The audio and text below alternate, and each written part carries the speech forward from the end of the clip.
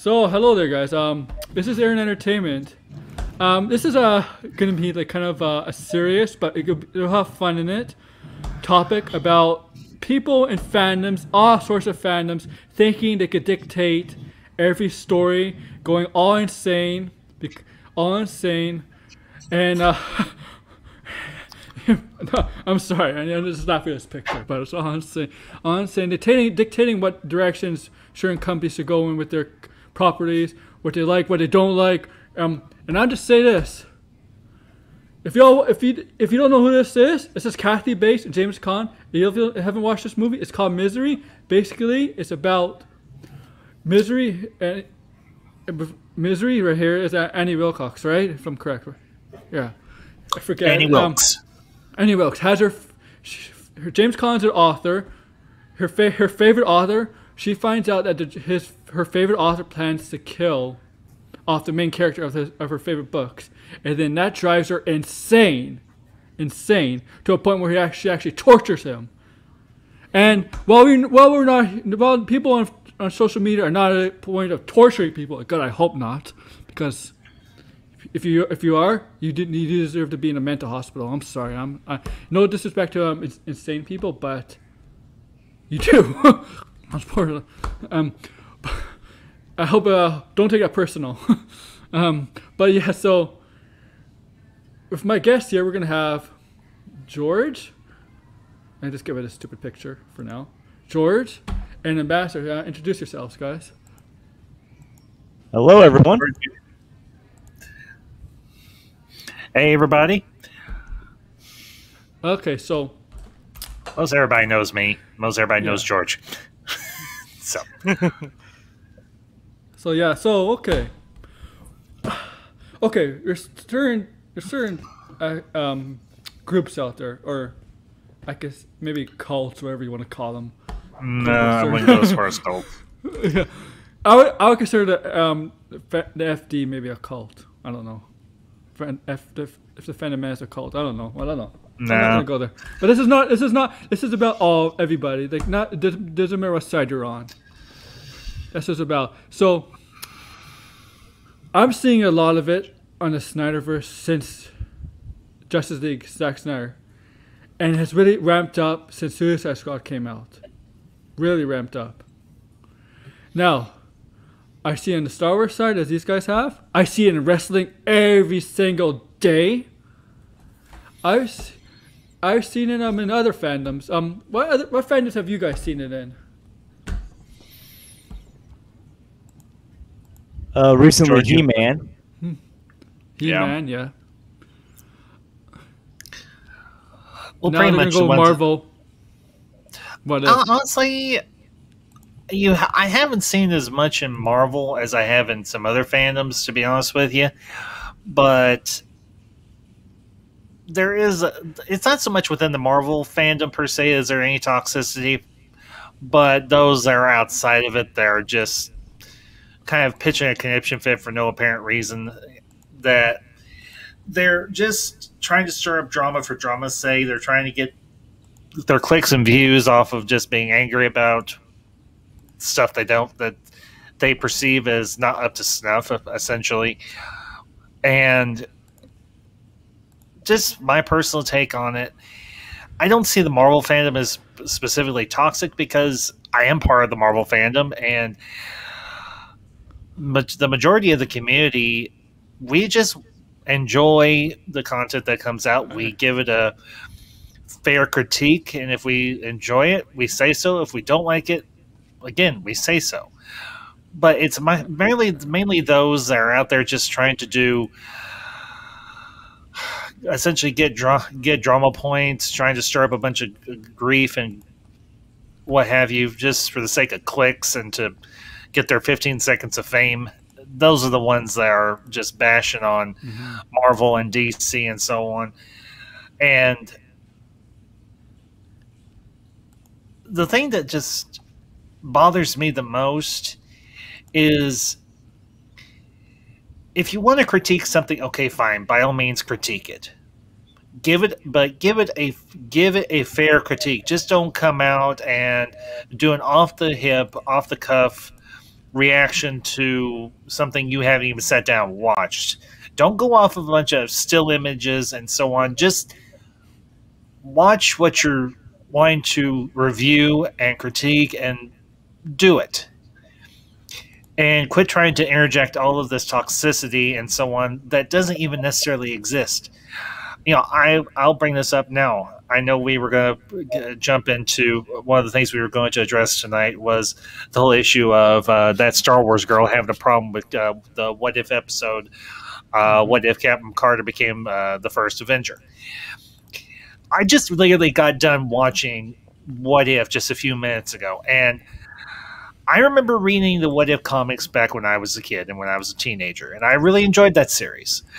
And what they have done with the animated series, at least as this first episode, I really enjoyed, because they have taken the whole premise of what if X, Y, or Z happened in the Marvel Universe, or in this particular case in the MCU, and what could potentially have happened if certain characters or certain events went in an opposite direction than how they went in the main timeline, in the main continuity.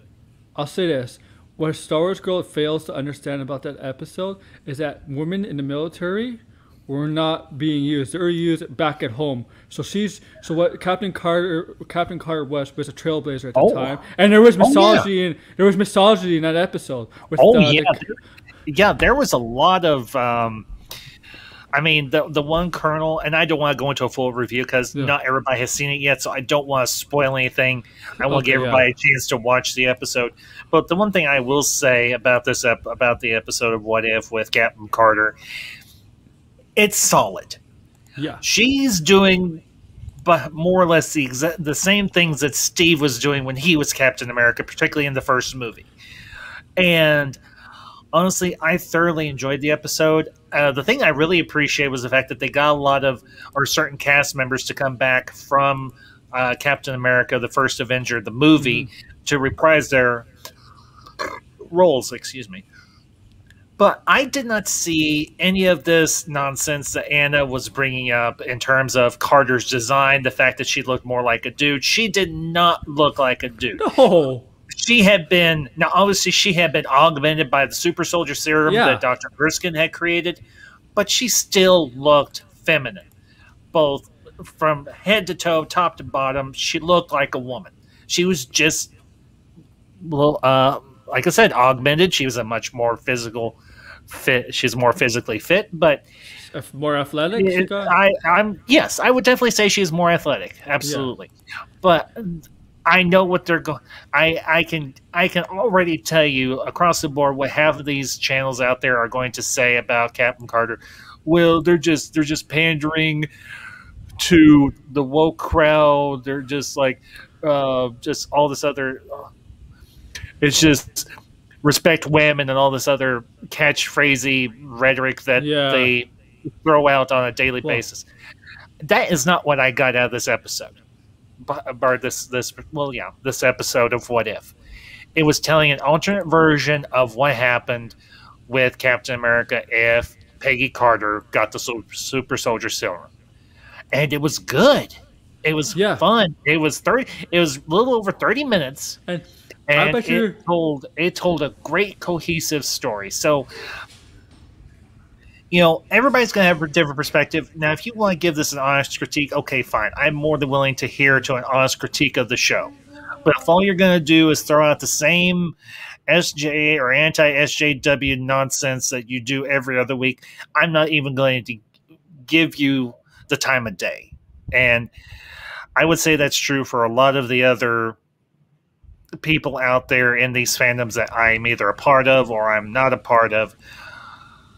If all you're going to do is bitch and moan, I'm not going to give you my time, and I would encourage others to consider doing the same. So, but I kind of been running off the mouth. George, Aaron, this is your channel. I don't want to monopolize. So, gentlemen, go ahead. George, what are your thoughts? I would say when it comes to like Marvel fandom, I think the only thing that's really vocally toxic is when they get into the Spider-Man debates. When especially with Spider-Man No Way Home still as of right now coming out later this year, and the rumors of Toby and Andrew also appearing, the who's better, Toby, Andrew, Tom debate has just gotten more intense on Twitter, and like, you know, people are saying you're not a true Spider-Man fan if you don't like this Spider-Man or that Spider-Man, and it's like all three of them did very well as Spider-Man. Now you can have a debate as to who had the better movies, but like slamming their performances doesn't really help. They've had good and bad movies. Yeah, it's the thing with Captain Carter, right? With Captain Carter, look, the women in the military now all have short hair, because in the military you have to. The first thing you do when you join the military is they shave your hair, even for women. And when Star Wars Girl, remember you saw that picture of her? Oh, she basically looks like a man without the hair and stuff, right? Right? She asked. I don't know if she knows. I don't know if she knew that, but women in the military shave their hair you don't shave it all the way off, but they shave it to make it short, because when you have long hair in the military, it gives away. It gives away for your enemies to find you easier than someone with short hair, right? And women in the military, they're not skinny. They do a lot of working out, man. What they have to do is get stronger physically, and they have to do a lot of stuff the men do, like climbing up a wall, going underneath and doing those underneath when you have to like crawl. They have to do that. In the military, they do the exact same thing men do. They in the training, in the boot camp, they get the exact same stuff. There's no exception. And what she sounds like, I hate when women degrade women for just because she wants women to look all women have to look the same. No, that's not the case. Not the case. Why hate your own gender like that? You know, why talk to them about your own gender like that? Well, and here's the other thing, and again, I don't want to go into a full review of Captain Carter because that's not what we're talking about tonight. Well, it kind of is a little bit. It is a little, but here's the thing. In the episode of What If, she keeps her long hair throughout the entire thing. She doesn't get her head shaved or anything. They let her keep her long hair, and you know what? Wasn't even focused on her freaking hair. I was focused on the dialogue, the action, the story that they were telling. That was where my focus was. I will say this. The animation style that they have picked, for at least for this first episode, is gorgeous. It is top freaking notch. And I will be interested to see what the next several episodes, I forget how many episodes of What If they're going to be, but I'm 10, just with this. Oh, okay, good. Excellent. Yeah. Honestly, I was invested before this whole thing started. But with this first episode, they really impressed me. And I'm not necessarily an easy person to impress, particularly with animation. I mean, an animator or an artist really needs to bring it if you're going to tell a story through animation. And the group that's working on these What If episodes, they did a good job, at least with this first episode. I'll be interested to see what happens going forward with the other installments.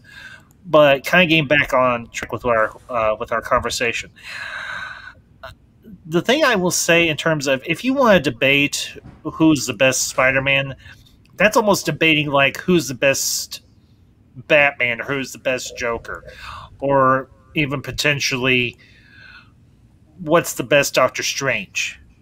Is Doctor Strange in the comics the best? Is Doctor Strange in any animation that has been done with him the best? Is any live action Doctor Strange? Which one of them is the best? Grant, I will say so far, Benedict Cumberbatch has been the best so far that we've gotten. I agree. But I'm all for good, healthy debate. But what these channels are doing, it's not healthy debate. It's not thoughtful, insightful criticism and critique and review. It's just a bunch of rhetoric, catchphrases, and, well, just nonsense. So. Oh yeah, thank you, RJ, for that. Hey, RJ, good to see you, bud. So. Hey, RJ. Yeah. If you have time after dinner, you can always jump on. I don't know how long we're gonna go, but but yeah, you're right. So what I see on YouTube is like people will invite people on debate, but sometimes they'll sabotage the people on the other team just to act superior. You know, like they think their opinion is more superior than the other people they have on to debate them. Like I'm not gonna say who, but it's I was listening to it with RJ, and I'm not gonna say who because I don't think it's fair to say who, but it's happened before before we I sign already know in. who you're talking about, but I won't say who either. I hate. Okay, I hate when people do that. They say, "Oh, you want to come and debate this side of this?" Like for example, with DC versus Marvel, when you have a hardcore DC fans. Like I'm a DC fan, but I'm not crazy. You know, I like DC better than Marvel. I admit it, but I think Marvel is a better comic book company right now. Right now, but I like the DC characters better. But I see people that are really on.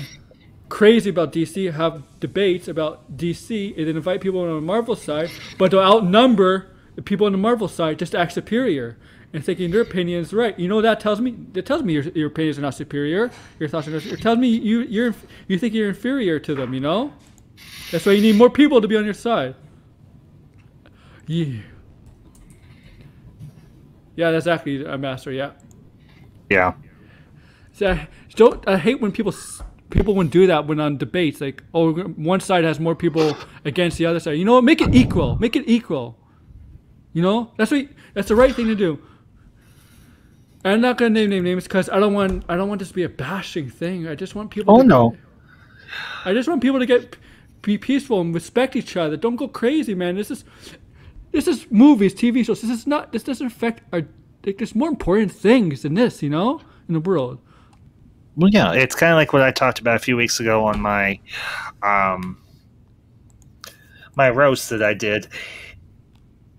You know, all the stuff that we talk about on YouTube, it's meant to be a hobby. It's meant to be a distraction. It's meant to be fun. But what we see with a lot of individuals within the internet sphere, particularly within the YouTube sphere, all they want to do is have a fight. All they want to do is pound their chest and say, look at me, I have the biggest, loudest voice, and I can shout down someone else. And that's not even remotely constructive. It's just a bunch of children pitching a conniption fit. Now, you know, I will say this. Everybody knows my position on DC and Marvel. I am a hardcore DC, Marvel fan, always have been. But there is stuff within the DC universe that I do appreciate. Just like, okay, to kind of get off the whole comic book thing, I am not a hardcore Star Trek fan, but I do like Star Trek. Me too. There are certain. I'm here. There are certain series that I do enjoy, and there are other series that I don't really care for.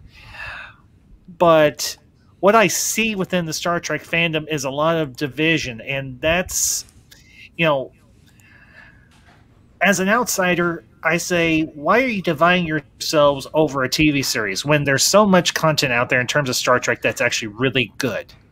When you could, in fact, be focusing on what you all have in common rather than what you have that's dissimilar. Talk about the things that you enjoy. Now, if you want to critique, again, it comes back to the point of fair and honest critique and thoughtful conversation, not just a bunch of not devolving into a shouting match. Nothing is solved there. I mean, I haven't watched any of what they call New Trek. I haven't watched Discovery. I haven't watched Picard. I definitely want to check out Lower Decks because I've seen clips of it, and I've heard a lot of people say that it's actually very entertaining. But the thing that bothers me to a degree, being an outsider in terms of the Star Trek community, Star Trek was always about being very accepting and inclusive, and I know that's somewhat of a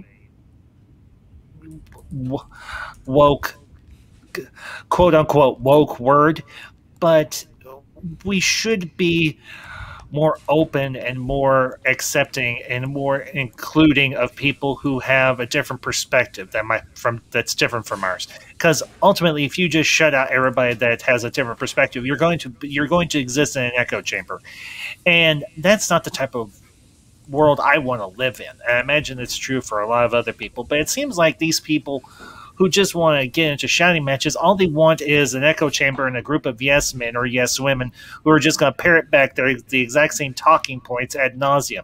And you don't have constructive conversation, and you don't grow intellectually as a person when that sort of thing happens.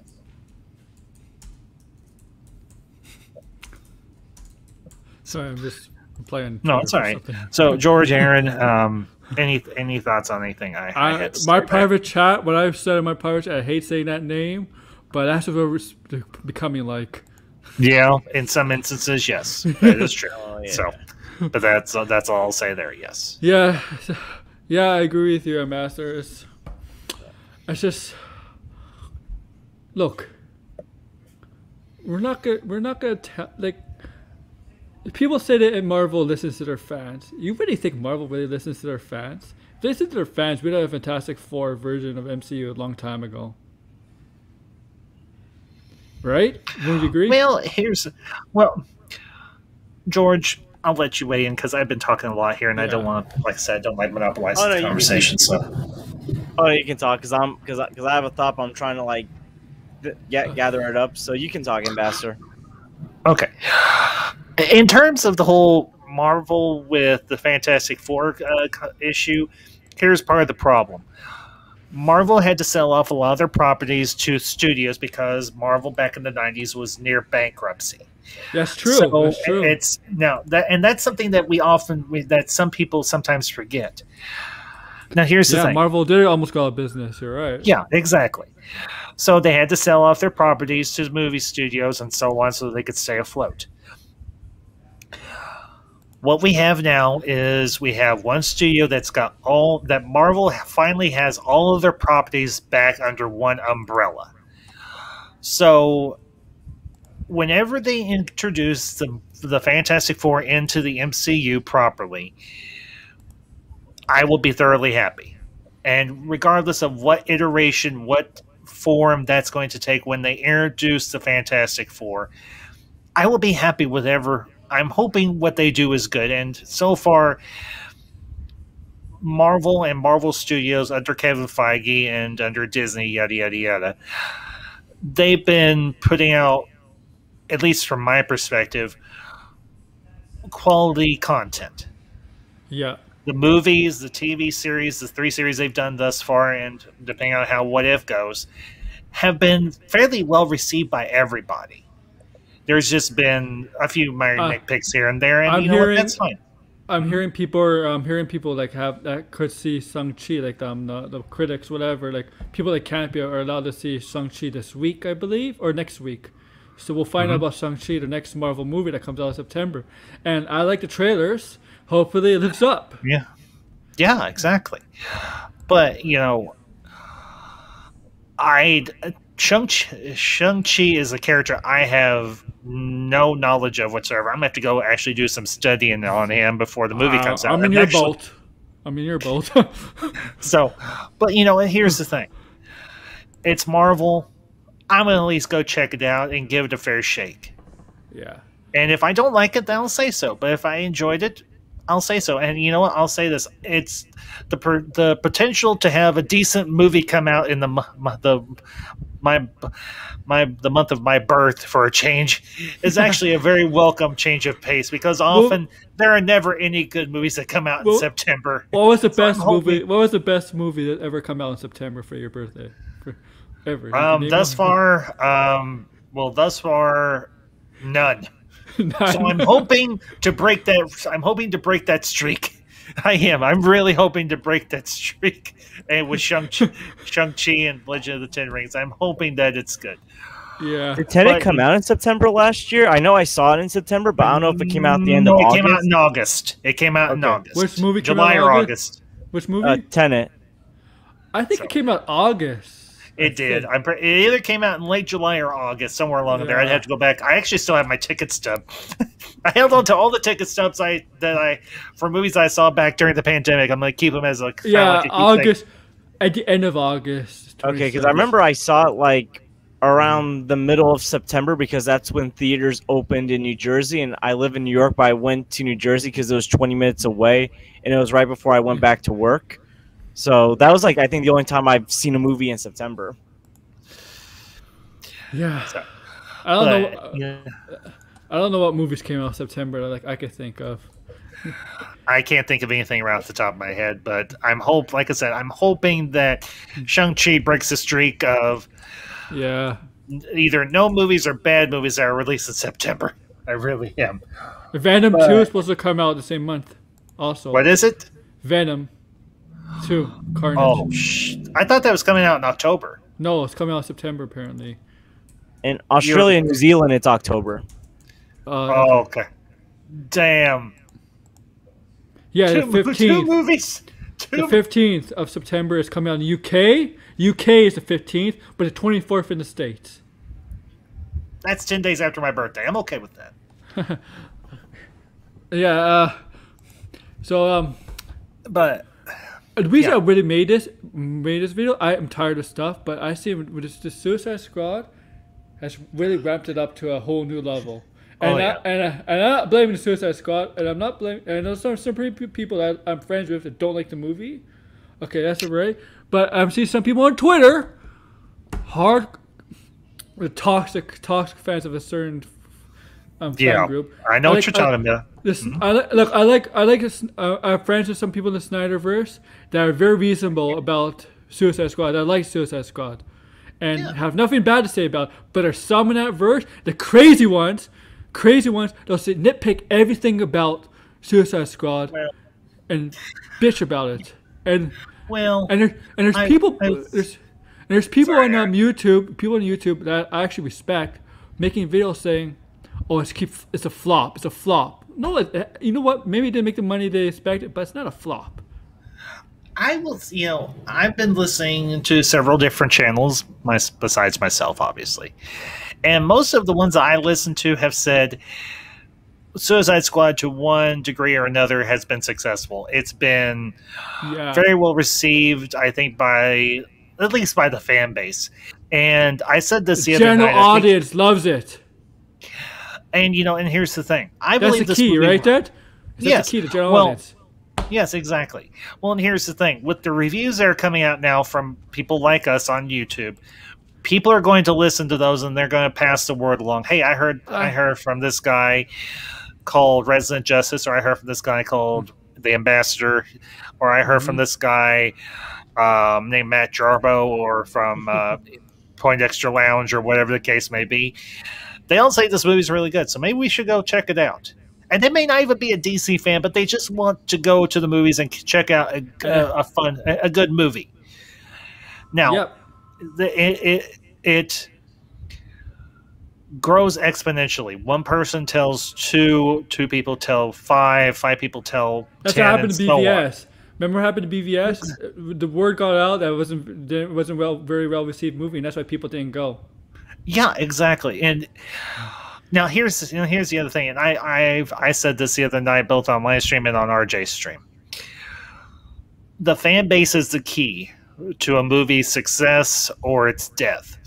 Yeah. If a fan base says this movie is good, the general public is going to listen to the fans, because the fans know. The fans know if it's true to the lore or true to the universe, or if the characters are good, or whatever the case may be, if they're a good adaptation. That's the key. If a studio can win over a fan base, you've got money in your pocket, because the general public will listen to that particular portion of the demographic. They'll listen to the fans. And I'm not, as I said, I'm not a hardcore DC fan. I like DC in passing.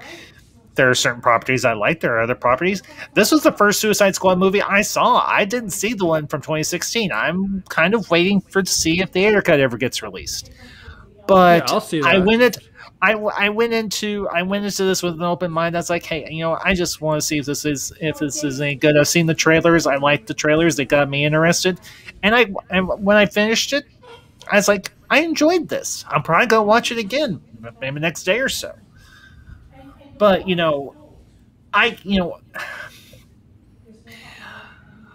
not everything has to be produced, written, directed by Zack Snyder.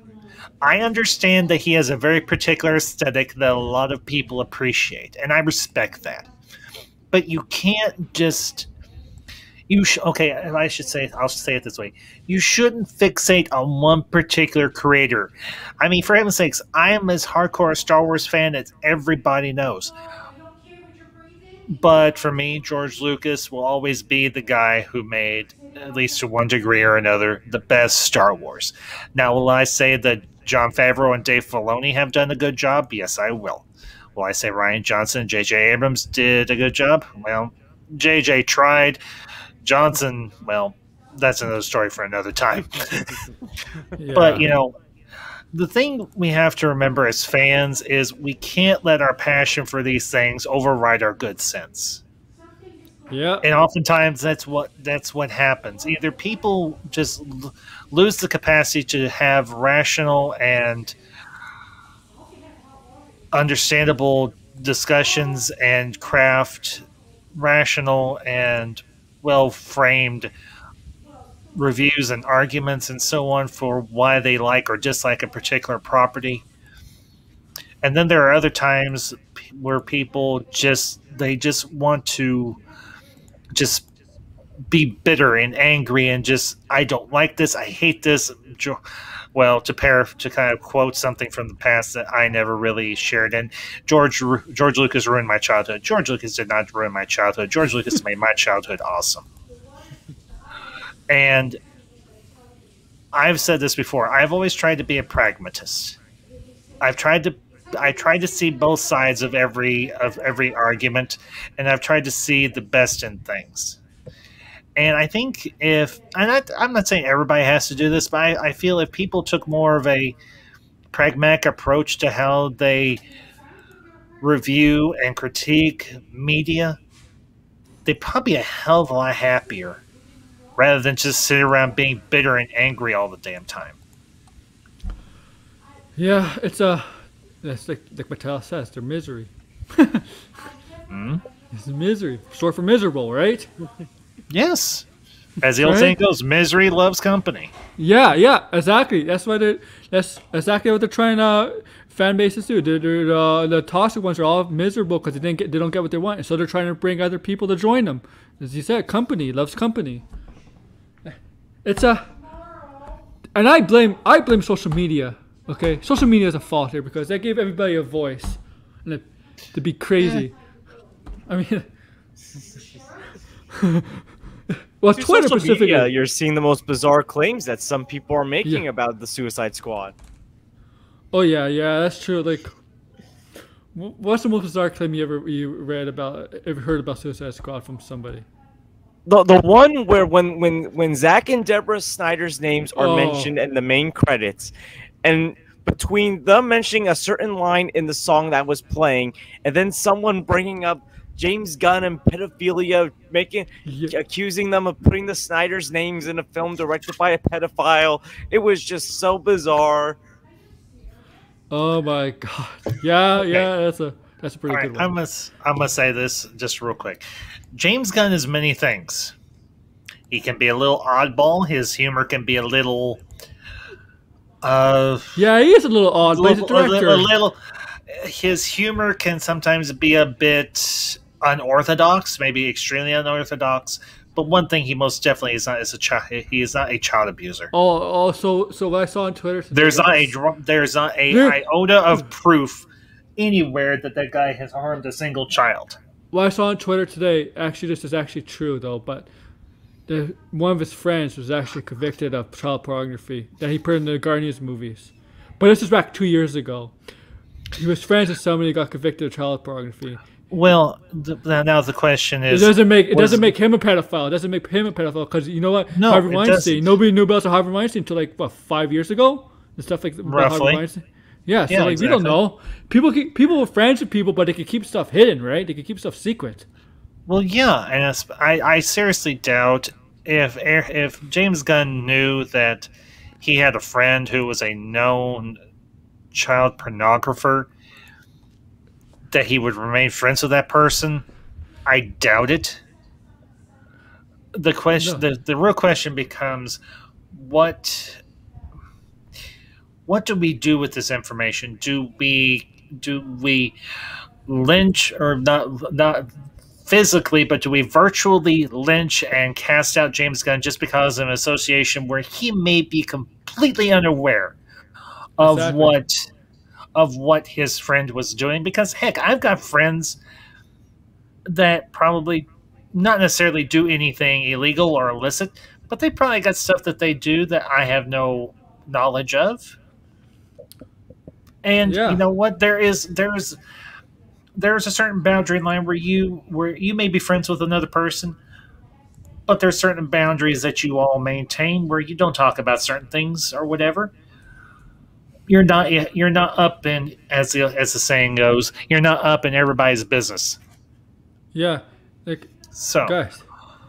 but I mean- you to simply call James Gunn a pedophile because he was friends with someone who got convicted of producing or owning child pornography, that's just completely Yeah, and utterly You shouldn't pay for unfair. somebody else's crime. You don't pay No, for he somebody else's shouldn't. crime. Yeah. If he knew about it, that's different. If he didn't do anything, that's different. But Well, I think if James Gunn knew that someone was doing that sort of thing, cut ties. He would cut. yeah, better that he cut then ties.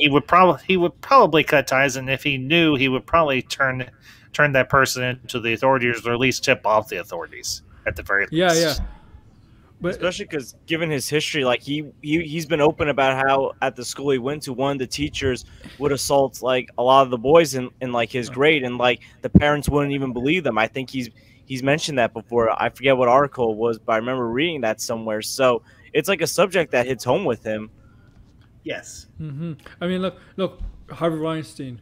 He was basically the reason Me Too movement started, right? He was the first, well, I would say rapist, whatever you want to call him, rapist, sexual. He was the first one to have his downfall in the Me Too movement. Okay. Yeah. He's been what in business? What was a Warner Brothers executive? I don't honestly know. I haven't For what, really like kept track 30, of Weinstein. 30, I 40 think years. Weinstein's been a producer for Miramax movies. I think he was. Well, a yeah, producer Miramax. You're right. Yeah, for, he was like, primarily some for of Kevin Miramax. Smith's So- films and like the Scream. I think the first Scream film at least. He's been doing Yeah. what? Probably what he's been guilty of for like 30, 40 years because he's old now. He's like in the 70s or something. He's So- been around and for a while. So they just came out in 2016, right? Now we got James Franco. I wasn't Now aware of nobody, that. nobody wants to associate with him. Even his best friend Seth Rogen's cut ties with him because Franco kept downplaying it, but it turns out it's more and more like it is true about him. He hasn't been charged with anything, but it seems like more of it's coming out on Franco is true. It's just and Me Too movement has been used by some people for their own selfish gain, but that's a different story. But Yeah. and with James Gunn, all he did was make those jokes, and yeah, they were inappropriate. But people in comedy, it's so PC these days. In general, it's PC. Everything that if you're a comedian, all comedians will tell you have to be so careful what to say now when you do comedy. Well, yeah, because everybody is so blasted, thin-skinned, and so sensitive anymore that you have to explain a joke, and if you have to explain a joke, then you ruin it. I mean, I imagine I'm probably at least a little bit older than both of you guys. I know for a fact, George, I know I'm older than you, but I remember. That's a dig. I'm just trying to give some context. I remember growing up in the 80s and 90s, and I remember watching movies like Blazing Saddles, which I have on DVD, and I love that Blazing movie to Saddles, death. Awesome. It's awesome. But there is no way in hell that movie could be made nowadays. Not to mention, no one could do as good of a job as Can you imagine TV shows Gene back in Wilder. the day? Gene Wilder and Mel Brooks. Yeah. There's nobody out there that could recapture that type of humor and carry it off as well as those two guys did. Not to mention, you had one of the most controversial and foul-mouthed comedians in the entertainment industry working on that film, and that was, of course, Richard Pryor. Oh yeah, for heaven's sake. Richard Pryor these days, if he said what he said, he'd be lynched, man. Oh, well, I don't know if he would necessarily be lynched, but okay. He'd be canceled. That man's uncanceled. Well, I don't know. I think he actually passed a few years ago. He did pass, several but years. I'm just saying, if he's these days, he'd be canceled for what he's saying. So, do you think he'd care? He'd be like, no. F all you suckers. I don't give a rat's ass. The TV shows back in the days, the 70s and 80s, Can you imagine all the family a reboot of all the family in this era? Oh, there's no way they could do it now. No, There's no no way. way. Not to mention, it wouldn't be as hard edge or nearly as funny as it was back then. I mean, for heaven's sakes, they couldn't do. They probably couldn't even do Sanford and Son. I mean, I No. don't know whether one of you have ever heard of it. Or I not, have. Okay, but you know that brings up another point. These individuals that exist within the YouTube sphere and in the online sphere, they feel like they're fighting some sort of grand crusade to save modern media and pop culture and everything across the board, and they're using some of the most ridiculous tactics that I have ever seen be used to do so. And some of it is so absolutely absurd. I mean, it's just a movie. It's a TV show. It's a piece of music. It's a comic book. It's just a book. It's not something life-shattering or life-changing, and you all are blowing it entirely out of proportion. And that, for me, is the biggest thing. These people who, and we know one individual that uses this as his shtick, and that's all it is shtick, and that's the idiot in the helmet, Doomcock. This guy, as I said on my stream a couple of weeks ago, this guy deserves to be mocked. He deserves to be roasted. He deserves to be ridiculed because his appearance, his content, and his thought processes are open to public mockery. Yeah. He is a complete and utter joke. He is a fake geek. He is a faux nerd, and he is not nearly as creative as he pretends to be. Well, with that puppet, those videos. I tried to say this the other night on my stream. He is not Jeff Dunham. He is nowhere near as funny, and he's nowhere near as creative. Not even close. It's an insult to Jeff Dunham. Say that again, Aaron. That's what he's doing with that puppet is an insult to Jeff Dunham. Oh, an insult. Yes. Yes, he is. I mean, him and his ilk are nothing more than a pack of low IQ wannabe nerds who probably have never felt the touch of a woman, much less felt the touch of their own right hand. Ooh. Roasted. Actually, full transparency. I used to watch that idiot.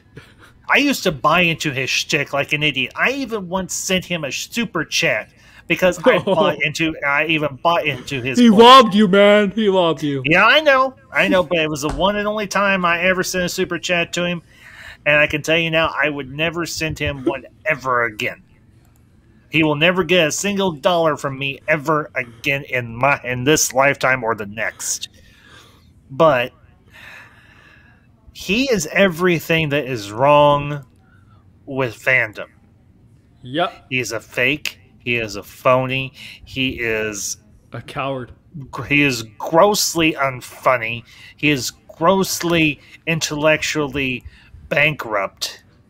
And his online persona, as I said, it should be mocked on a regular basis. I am glad to say that I'm one of those people that has done it, will do it, and we all know another pair of fellow geeks, real geeks, when you could even say they are a couple of Poindexters that do it on a weekly basis, and I am happy to say that I thoroughly enjoy what our two friends, the two Poindexters do each and every week to Doomcock, to Mike Zero, and to the rest of that intellectually you know what? Bereft pack of Master, you may feel virgins. different than me. I actually respect Mike Zero more than Doomcock. In a couple of ways.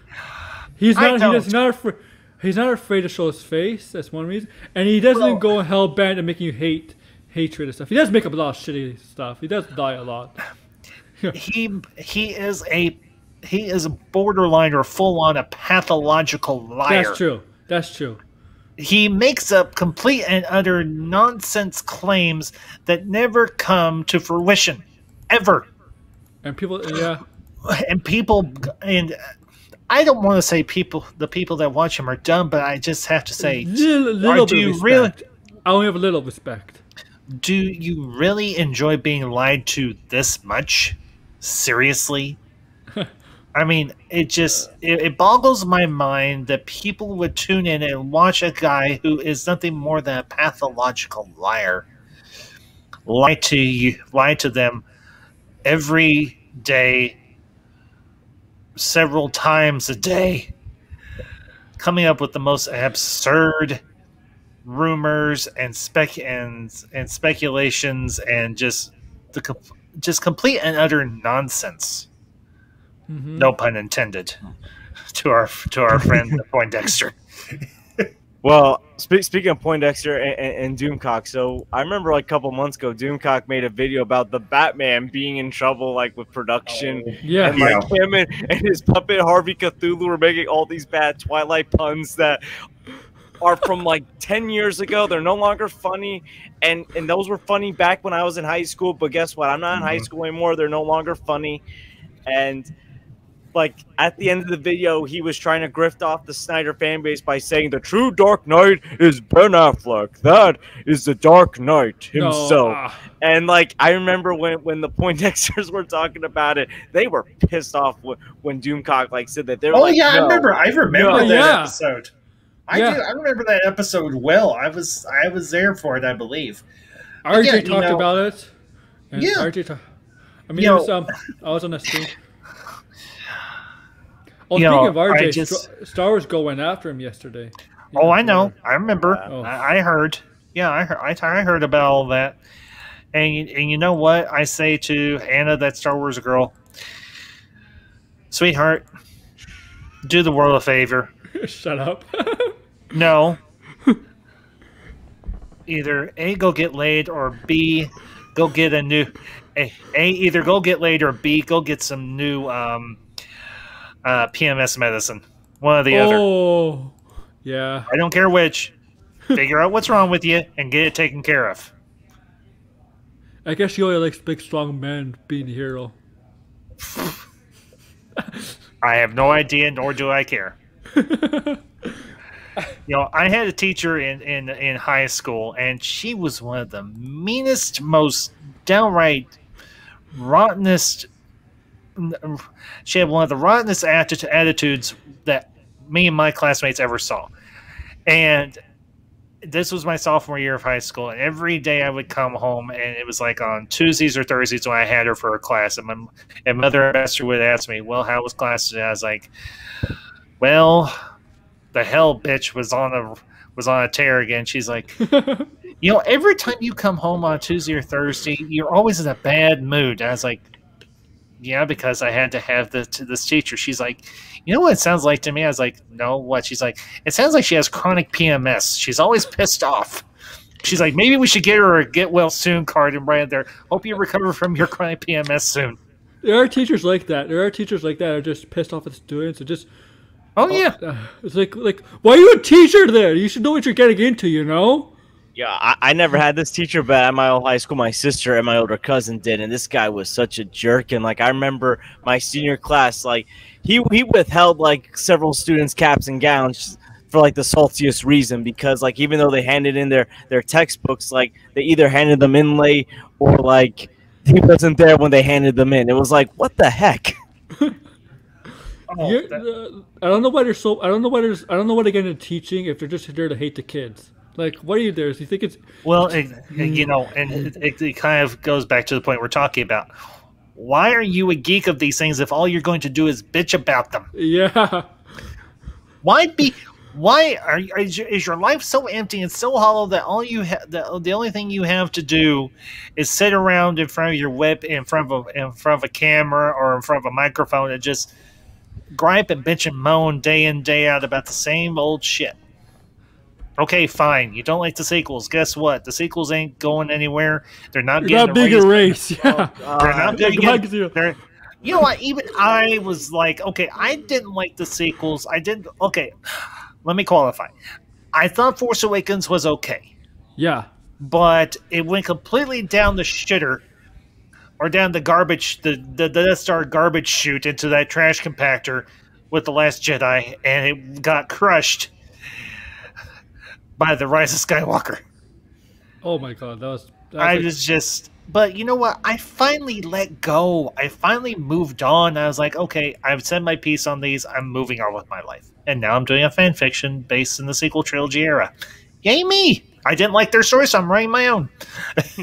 See, that's what I was going to say in my description. If you don't like something in the direction of what the movies are going, here, you know what you can do? By your own fan fiction. That's yeah. If you don't like the story, go write your own if you're creative enough. And yeah. I'll say it. I'm not a professional writer, not even close. But I know this universe. I know the characters. I know what type of story I think would be interesting for people to get invested in. And I'm trying to do exactly what J.J. Abrams and Chris Terrio to a certain degree. Now, I will say this with Chris Terrio. I was not aware that he wrote the script for Zack Snyder's Justice League, but I will say this. The script he wrote for that was 10 times better than The Rise of Skywalker, and I have to ask myself, and I asked this question when I did my review of Zack Snyder's Justice League. What happened to you? The script you wrote for this was so damn good. What happened to you? Because the script you wrote for The Rise of Skywalker was complete and utter tripe. I think it's stuff to do with Last Jedi being like destroying like the essentially because him and JJ were having to come back in and kind of undo. Yeah, they had to try to fix Last Jedi. Ambassador, have you ever seen the film Argo? Yeah, I have heard of it, but I've never seen it. But I hear it's actually quite good. I know it's a great film. Chris Terrio wrote the screenplay for that. That was like an Oscar-winning film. I mean, I know the Oscars don't mean much, but that was actually a great movie that deserved that Oscar. To one degree, directed it. Yeah, I know Ben Affleck directed it, and I will say this: I think the Oscars do have some merit. The award itself, now the show that is done to give out the awards, I think is a bit is very overdrawn, way overdone, and just do us all a favor: don't broadcast them anymore. Nobody cares. Yeah, if you want to give out the Oscars, just have a little thing where you say X, Y, and Z won an Oscar for this, this, and this, and then just mail them their Oscar. Have them shipped, for heaven's sake. It'd save us all a lot of time and trouble. It'd save the entertainment industry a lot of money. I mean, for all the goodie bags and all the balls and all the banquets and yada, yada, yada, you'd save a lot of time and a lot of money and pay people a lot of headache if you just put out stuff through Hollywood Reporter and the other trades and say, this particular movie or this particular show won a Oscar or a Golden Globe. Now, I will say it, however, the Golden Globes are somewhat funny depending on who they have hosting. The funniest Golden Globes I have ever seen was 2019 with Ricky Gervais, or was it 2020? Yes. Holy freaking crap. I laughed my ass off, and I didn't even watch it. I found the clip of his opening monologue, and then I've found videos that have the opening monologue and all the other little clips where he makes his little quips. And I'm like, Ricky Gervais, you might be a liberal, and I don't give a rat's ass about it. You make me laugh so hard. Oh, yeah, like, he does shit on religion a lot, though. Well, and you know what? Here's the thing. I have interacted with atheists that have been very respectful, and I have interacted with some atheists who are complete and total assholes. Oh, yeah. And even as a person I am a person of faith. I am a Christian. I think everybody knows this at this point. Yeah, we know. Yeah, I know. Yeah, so, and you know what? I'm more than willing to have a conversation with a reasonable, rational, respectful atheist and say, okay, why don't you believe what I believe, and let's talk about it. And I'd be more than happy to have that conversation with anybody. I'm not going to try and convert them or anything, but I would like to know why. Why do you why do you believe the way you believe? let's talk about it. I'm an agnostic Jew. Okay, I'm Jewish. As you know, Aaron is very Jewish. Biblical name is right. So I'm an agnostic Jewish. And it's like I should not be a agnostic Jewish because in Judaism, you're technically supposed to believe in the same God as you, and Master, right? Yeah. But I'm agnostic because I don't believe in God as all as powerful as the Bible or the Torah makes it out to believe. I think God put humans on Earth because humans. I think some people use religion like humans are not as strong as some of them perceive to be. That's why they need to rely on God way too much. You know what I mean? That God has to do everything. I can understand that. But I think the opposite. I think God put humans on Earth because He believes in humans could do this. Like yes, right? That's what I believe. So I don't think He's powerful. Like powerful as maybe He's powerful, but I don't think He's opient. Is it opient or whatever? Omniscient? Omnipotent and omniscient. I don't think He is that as. Whatever the Torah, the Bible, as it makes them out to. Because back then, my view is back then, we didn't have like science we have now. That's true, and I can respect that perspective. Yeah. But to kind of get back on the topic of the evening. No, it's Aaron. Don't get me wrong. I will talk theology. I'll talk philosophy. I'll talk all this stuff. Anything. More than happy to anytime, any day of the week. But you know what? Here's the thing for me. These people out there in the internet sphere, they don't want to have conversations. They just want to bark their catchphrases and their same tired talking points over and over and over again. And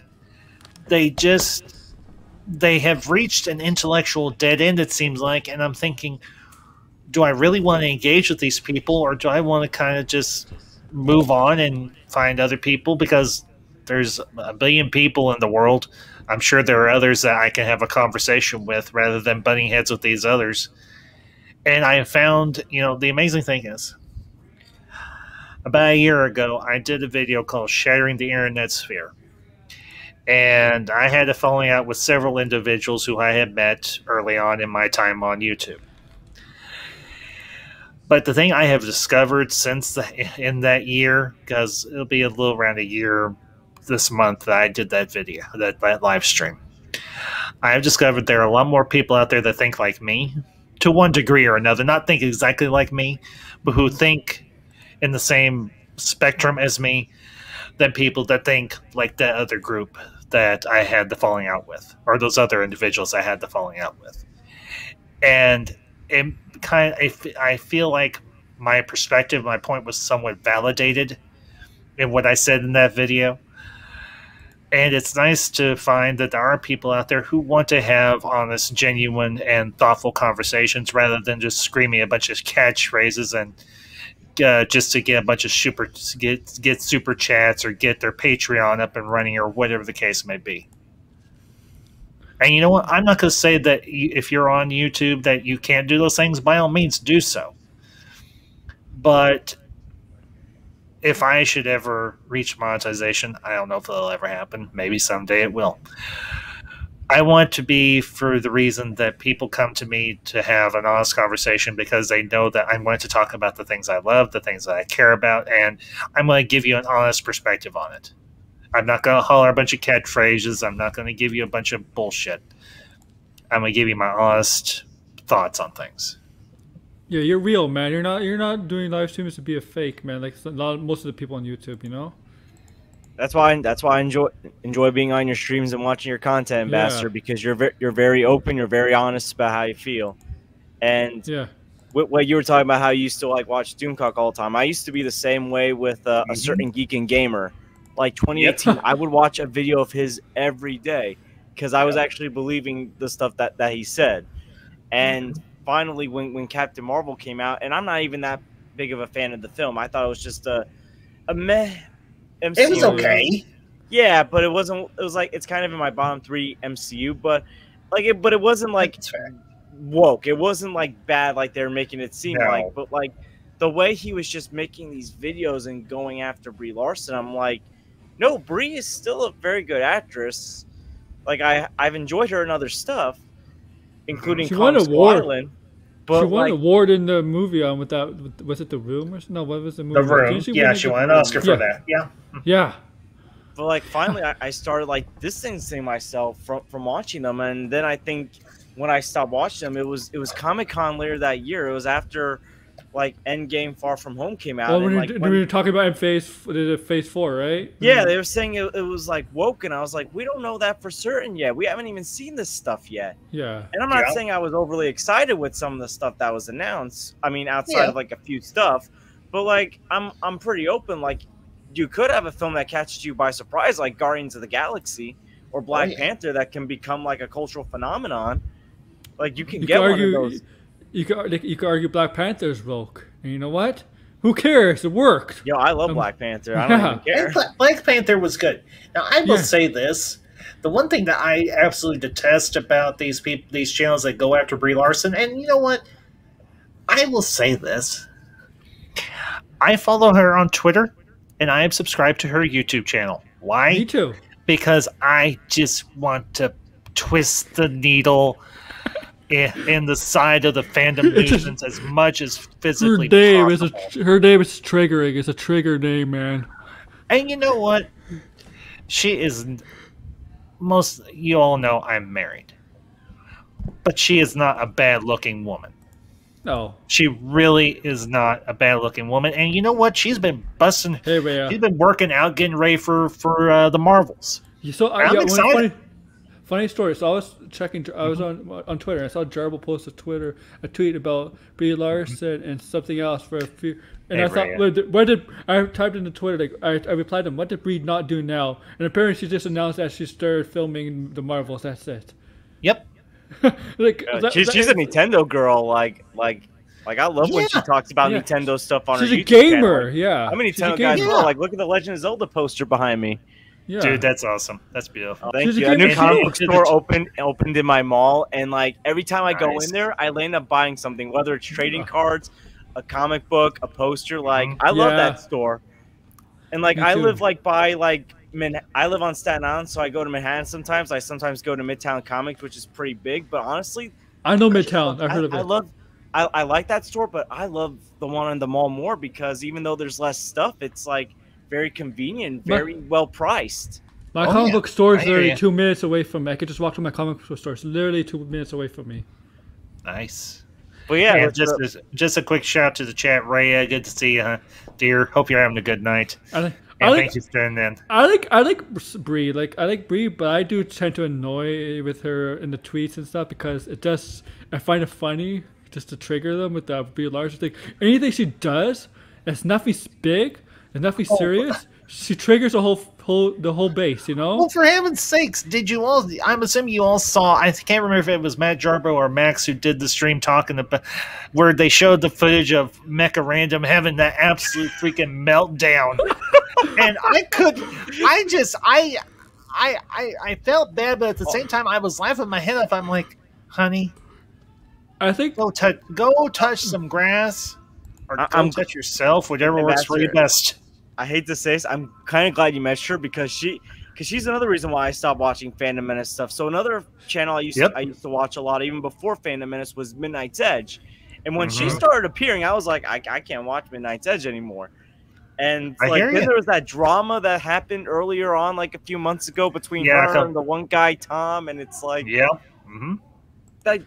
that is a toxic YouTuber. Like, I'm sorry, she's worse. She's worse than the Geeks and Gamers than the other guys. She's worse. Here's the thing: sometimes I can find. I used to find Jeremy entertaining. I never found Mecha Random entertaining. No. She's out there. She's out there. I say this. I'm not saying it to be jokingly. She has issues. And I think she needs to get some help from them. And I think she needs to get the hell off the internet. Yes. You know, there are some people who seriously, I think, are on here that maybe they need to get away from it for a while and get their heads straight and get their life in order. Because clearly they have some issues going on that they're getting overly wrapped up in the whole YouTube and internet and yada yada yada and entertainment just in general. Get your head right. I'm And sorry. then come back. I'm starting a YouTube channel. I'm looking at your video section. Oh my god, it's all outrageous. And speak of Midnight's Edge, because they were the ones that started those like the Batman like on set like rumors about how Matt Reeves and Robert Pattinson hate one another, how Pattinson and Zoe Kravitz are like Oh, is that Doomcock off of them? Doing interesting stuff on the Batmobile, and So it's Doomcock stole it from Midnight's Edge. I think he used to be friends with them. They still might be friends. I don't even know, but because they started calling out Doomcock. Remember Ryan Kinno? Oh yeah, but like that leads me to like something that I've been thinking about, because we're seeing all this stuff coming out with the Suicide Squad, how like the Snyder fandom's behaving. The next DC film is the Batman, coming out as of right now, March, and obviously we know that originally was supposed to be Ben Affleck's Batman film, but then like it evolved into like a reboot of sorts. So, basically a reboot. With that film coming out, do you think these like rumors are going to start popping up again, that people are going to use this to demonize that film? You know what's going to happen? They're Robert Pattinson and Zoe Kravitz, their characters, they will be fucking the Batmobile, but it'll be Batman and Catwoman in the movie. Oh, I bet. You know what? Here's the thing. You have to. You almost. There's a pattern to what these YouTubers do, and it's almost. It's predictable as all hell. They will, I guarantee you, in January or February, maybe even late December, they will start ramping up all the rumor mill about stuff going on the production of the Batman. They will be coming out with these outlandish and completely false stories about stuff that supposedly happened on the set of the Batman. And I guarantee you, these phony baloney websites like We've Got This Covered, Bounty into Comics, and whatever else is out there, they'll be doing the same damn thing, and those same stories will be disseminated down through the channels that make up the Fandom Menace and just people who want to hate on the Batman in general. It is a pattern. All you have to do is just wait for it to kick off. January or February, I guarantee you, you'll start seeing the stories come out. In November, it's going to be. They're going to talk about Hawkeye. Kate Bishop. Probably. She-Hulk. I mean, they're going to talk She-Hulk. Oh, hell's bells! They're probably going to do some stuff trying to call out Dune, for heaven's sake. Oh, and yeah. I'll say this. I am really excited for Dune. I mean, I'm finally getting caught up on Denis Villeneuve's films. I watched Blade Runner 2049 the other night, and I was like, or actually it was last week, I was like, holy freaking crap, this guy's good. Now I just need to watch Arrival at some point. But I guarantee you, in a few months, they'll start doing stuff on Dune. They'll start doing stuff for all the different Marvel shows that are coming out. It's regular as clockwork. You can set your watch to it. Ambassador, Jeremy tried going after Dune last year. Like, he was trying to say Dune was woke, and he got pushed back even from, I think, some of his viewers. Oh, I even did a... here's Dune for you. Yep. Yeah. George, I don't know if you can still hear me. I'm hoping you can. Yep, I hear you. Okay, all right, good. George just got himself on full screen. That's okay. Yeah, you guys are back. There we are. Just a little smaller. There we go. Okay.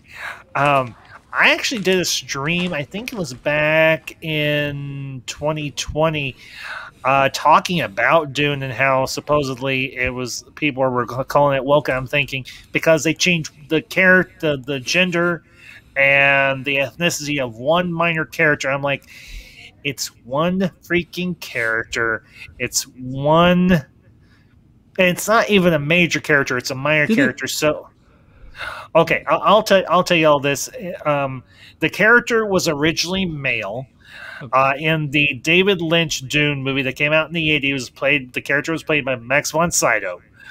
I can't remember who the actress's name who's playing this character now, but the character is a minor character. It's actually it's the father, or in this case, it'll be the mother of Zendaya's character, Chani.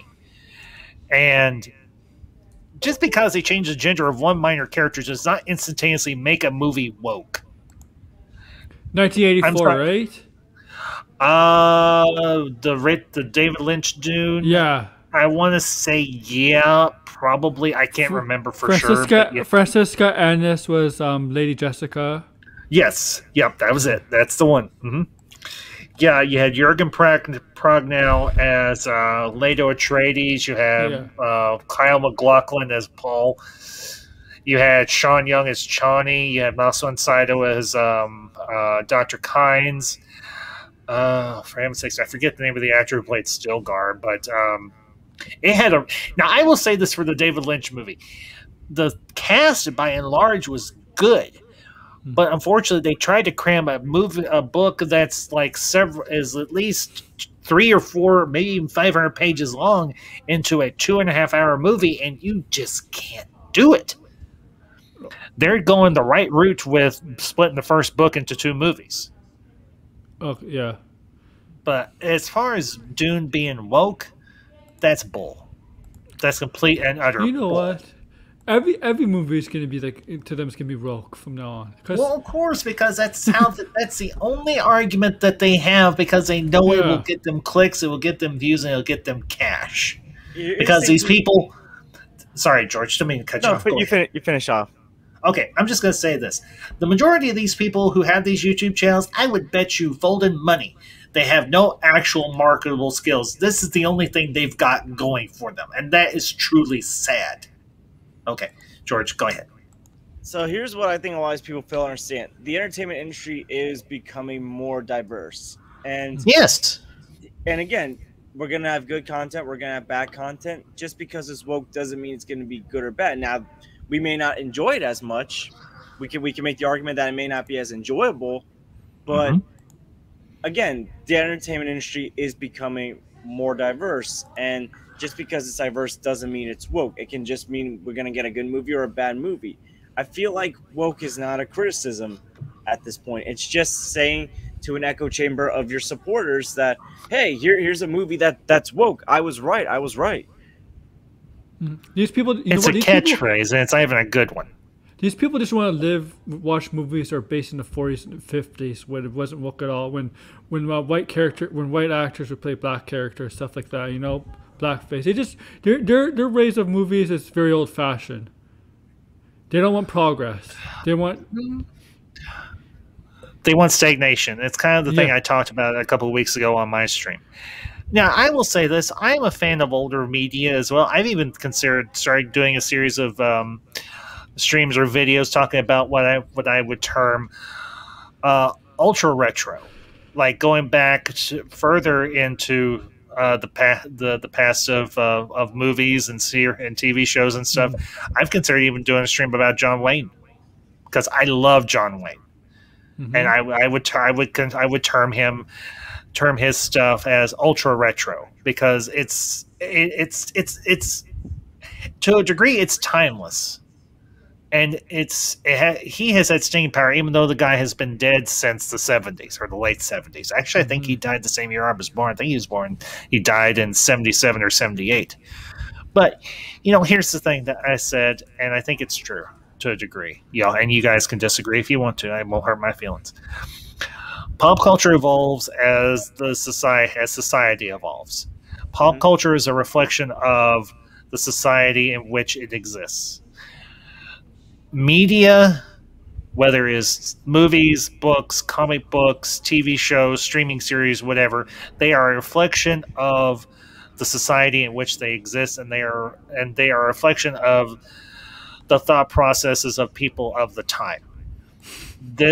What we're getting nowadays is a reflection of what people either want to see or what they are creating. And it'll either be of quality or it will be lacking quality. But this whole catchphrase of, well, everything's woke, everything's respect women, and yada yada yada yada, beat me over the head with a sledgehammer, please, rather than me listen to your same tired arguments. I don't care. It's tired, it's repetitive, and it's intellectually stunted. At the end of the day, for me, as long as they put on a good performance. And again, there's a lot of old movies that I love. like I got like these two like right here, some classic Hitchcock. Oh yeah. Oh yeah, the Rear Yeah. Window and Psycho. Oh yeah. I love Rear Window, by the way. Like I was introduced to this like at the age of 12 at a movie Dude, club that I that's used to do in high school. Here's my Rear Window. That was Psycho. Here's my Rear Window. But yeah, I remember like that movie club introduced me to a lot of movies that I love nowadays and I've seen several times. The original Karate Kid, Rear Window. But yeah, like there's a lot of old movies that I love, but we also got to remember that there's going to be some new movies that come out. And look, in the past decade, we've gotten some gems like Inception and anything else directed by Christopher Nolan. The MCU's given us plenty of gems. We were talking about Denis Villeneuve. Arrival was a fantastic movie. Mad Max Fury Road, a phenomenal action movie. Yeah. But we've gotten a lot of great content, like despite some of the bad content. And yeah, some film franchises kind of went down. Like we were talking about Star Wars before, but we've also had some film franchises that stepped up the game. Mission Impossible, the best Mission Impossible movies came out in the last decade in 4, 5, and 6. Yeah. Like the Fast and Furious franchise turned around with Fast 5. Well, turn on the Rock joint. But like the point is, like, it's true though. It's true though. And we got The some Rock- new like great franchises in A Quiet Place and the John Wick franchise. So Yeah. entertainment is growing. We're getting some new franchises that are good, and yes, some of the old franchises may not be doing as well, but some of these franchises also have a chance to change. Like Transformers is looking to change next year. Now, again, whether that's good or Hope bad, so. we have yet to see. But that has a chance to change. Like a lot of these franchises have chances to change. Mm-hmm. That's what we're doing. I think that's what we're seeing with DCU right now. Yeah, because as I said, I love Zack Snyder's films, the DC or otherwise. Yeah. I will say, I will say this, and this might be a bit of a hot take. I honestly think his adaptation of Watchmen might be somewhat stronger than Justice League. I mean, I thoroughly enjoyed Justice League. I think it is a truly great film. But I think what he did with Watchmen was really outstanding because he took he took a comic book that a lot of people say could never be adapted into a movie. Yeah, that's true. And he pulled it off. Now, the only thing he changed, and I think it was a valid change, I think it was a good change, was removing the giant squid monster or whatever at the end and making the whole catastrophe focused around Dr. Manhattan. I think that was a valid change, and I think it really shaped the movie very well and concluded it very strong. So, but, you know, I want to see what other directors are going to do in the DC universe. Just like I want to see what other directors are going to do in the Marvel universe. I mean, there are Matt Reeves. Well, and Matt Reeves, he is an up-and-coming, relatively speaking. I think his early career has been very strong. It has been steady. He has done good films. I mean, correct me if I'm wrong, but didn't he do the reboot of the Planet of the Apes films? He did Dawn and War, and they were phenomenal movies in my opinion. Oh, yeah. I can't remember who did the first one, but yeah, Dawn of the Planet of the Apes and War for the Planet of the Apes. I haven't Cloverfield. Yeah, Cloverfield. Now that's another good one. I really enjoy Cloverfield. I remember going seeing Cloverfield in theaters, and I was like, "Holy crap, this is actually really good." And you know, I didn't know he was a writer on Under Siege too. Really? Yeah, I was. I didn't know he's been around that long. Holy crap, that's an old one. I didn't even know Katherine Heigl was in that movie. Wow. No, she's a diva. Katherine Heigl? Heigl, she's a total diva, man. She kind of is, yeah. I will agree. But you know, there are a lot of up and coming directors and writers and so on that are just barely scratching the surface of their potential and just now getting their careers underway. You know, MCU does that. Marvel tends to hire directors who are not like the most well-known directors. Like Joss Whedon for Avengers is an exception, but Fight tends to find directors that he has faith in, and they're not the most well-known directors. And you know what? They get well-known because they direct good movies. Like the Russos, were they well known before Like the Avengers movies. Winter Soldier? No. Winter Soldier, not really. yeah. Who else? Well, James Gunn. James Gunn's been around for some time, but I think Guardians really made him a household name. Yes. I think the only thing that people that Gunn was really well known for. I know he directed a couple of films, but what he was very well known for was writing the screenplay for those live action Scooby Doo movies from the early 2000s. So yeah, it's exactly, Yes. exactly. So that's And what I will Marvel tell you- did. They took undeveloped directors and made them household names. Now, I will say this. Taika Y'all can Waititi, for grow- example. Yes, Taika Nobody, Waititi. nobody knew him before Thor Ragnarok. Nobody knew who he was, and he's one of the most You lovable know what? directors out there, and actors because he does act. Yes, he does both, and I say he does both pretty well. Yeah. I will say this: I actually really enjoyed the live action Scooby Doo movies, the ones with Trey Perrins and Sarah Michelle yeah. Gellar and all. And I enjoyed Lena- those too. Those are my childhood. So Was it Lena they're not so much Cornetti? my childhood; they're my 20s, but I still loved them. Matthew Lizard. Yeah. the only Yeah. thing Lizard. that kind of bugs me, and I don't know if is just like they really like went overboard with the Scrappy hate in that film. Yeah. I disagree. No, dude, you didn't grow up watching I Scooby watched Doo and Scrappy. Scrappy Doo. There was a lot of Scooby and Scrappy reruns I used to watch. Oh, And I'm not saying I I like Scrappy, hated- but I I- feel like that's character bashing like to the limit. Like we talking about like fan fiction before, like that's character bashing to Scrappy right there. Yeah, because everybody hated the hell out of Scrappy because he was so freaking annoying. I mean it. As a child, if an episode of Scooby Doo came on and Scrappy was involved, I'd be like, click. No. My mom would be like, don't you want to watch Scooby Doo? I'm like, not with that little dog there. No. Yo, even Cartoon Network like took swipes at Scrappy, like some of the Cartoon Network bloopers in the early hell 2000s. Yeah, like he's Oh. become so taboo. Like I own a lot of direct-to-DVD Scooby-Doo movies, and on one of the Scooby-Doo anime movies I have, they have a special edition where like when Fred's like, we got one more member of the gang to talk about, and Shaggy's like, we're not supposed to talk about Scrappy, and Fred's like, no, it's the Mystery Machine. Oh. I'll say this.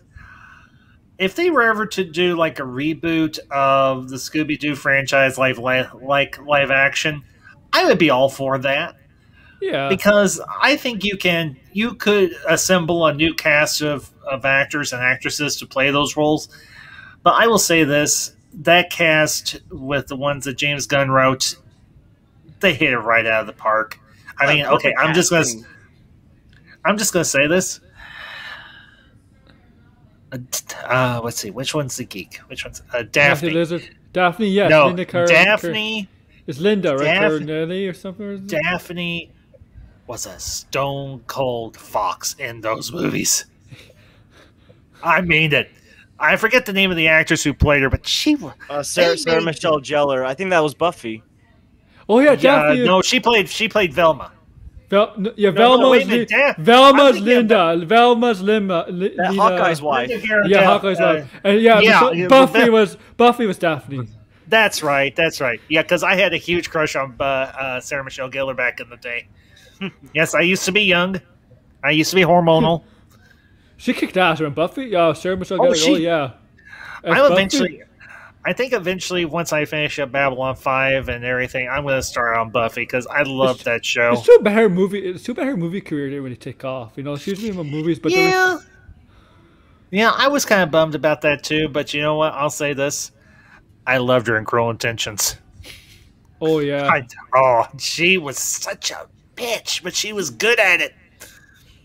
Well, you remember, I don't know if either one of you know this, but Sarah Michelle Gellar actually got her start in soap operas. I forget which one per Really? se, but yeah, she got her start in soap operas. I'd have to look it up, but she was a soap opera actress before she started on Buffy.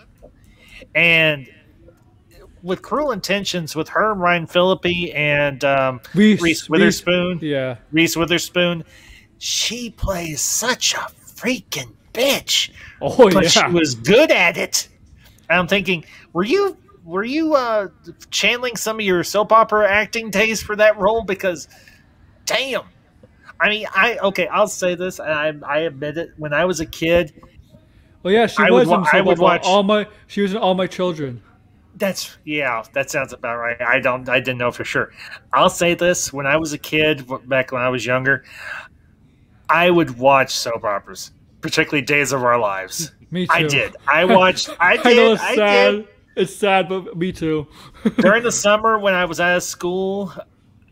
You know what's Now the my you know what's the most bizarre soap opera ever? It was that So Passions. That was so weird. Oh, the one with the witch and the little kid that was a doll.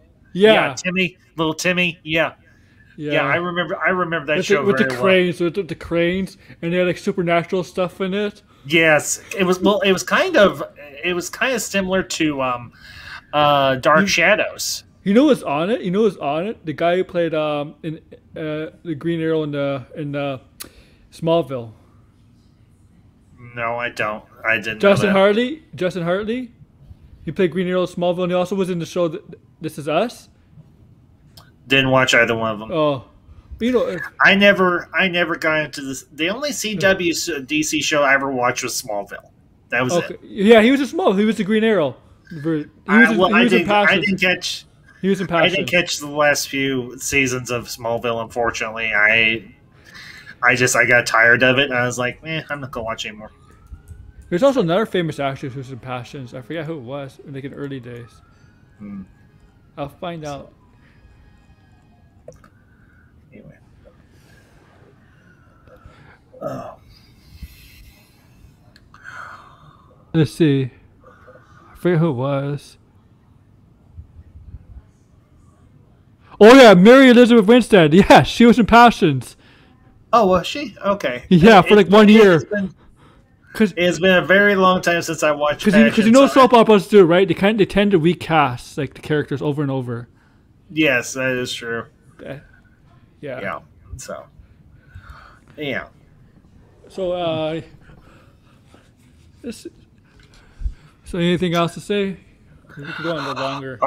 Honestly, no, because I've kind of said my piece and everything, and actually, I'm going to get off here shortly because I need to have dinner because I haven't eaten dinner yet. Yeah. So, but Aaron, thank you for putting this together, and thank you for having me on. I appreciate it as always. So, and George, anything else to say? Then I'll ask you guys to plug. I do want to touch upon like the same director thing. So I get a lot of people love Snyder's films the most in the DC. There's some people that those are their top 3 films, but he can't direct every film or like produce every film. It would be like if the MCU had like the Russos like handling every Marvel film, and it's like as much as I love the Russos, their films are my top 4 favorite MCU films. I don't want them overseeing like everything, like Guardians, Ant-Man. No, like they don't fit the style for every movie. Like some people like critique how they handled Star-Lord in Infinity War, for crying out loud. So you can't like have Snyder like involved in everything. It's okay to have like his films be your top 3 favorite films, but like again, he can't always handle every film. It looks like he's got a nice home in Netflix right now, and if they want him to come back, they'll ask him to come back. But until then, he's not involved. Yeah. And I have to agree. You know, as I said, as much as I love Zack Snyder's films, and I do, across the board, he is. There's only one of his movies I have not watched nor own, and that's Legend of the Guardians: the Owls of Ga'Hoole. But everything else I've seen of his, I have enjoyed.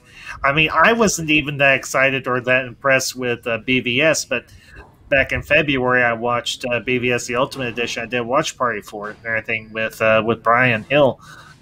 You guys saw him, Master of None, and I thoroughly enjoyed it. I did. I did. I went into it completely cold. We watched BVS before that, and I honestly, when we were finished, I was like, I'm glad I watched this. And I will probably watch it again somewhere down the road, but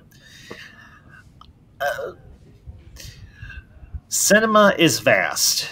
It is quite literally a smorgasbord of choices to pick from.